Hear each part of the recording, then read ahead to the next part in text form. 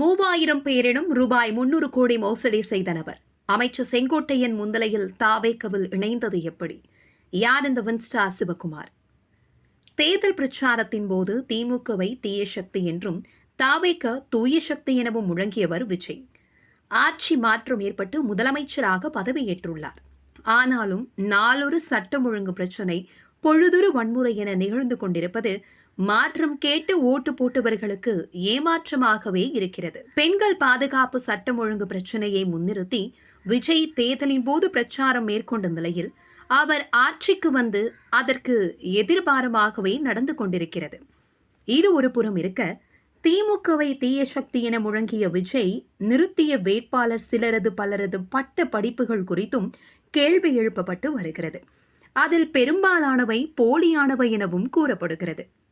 இது எல்லாவற்றிற்கும் மேலாக 3000 பேரிடம் 300 கோடி ரூபாய் வரை மோசடி செய்த வின்ஸ்டா சிவகுமார் என்பவர் தாவேகவின் மூத்த அமைச்சர் செங்கோட்டையன் முன்னிலையில் கட்சியில் இணைந்துள்ளார்.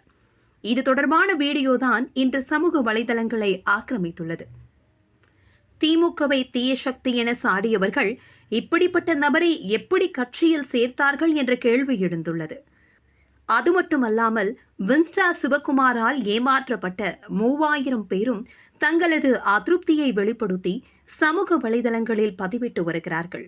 சிவகுமாரை தேடப்படும் குற்றவாளி என தங்கள் எக்ஸ் தளத்தில் குறிப்பிட்டு வருகின்றனர். இதுதான் ஆட்சி மாற்றமா என்று மக்கள் கேள்வி எழுப்புகின்றனர்.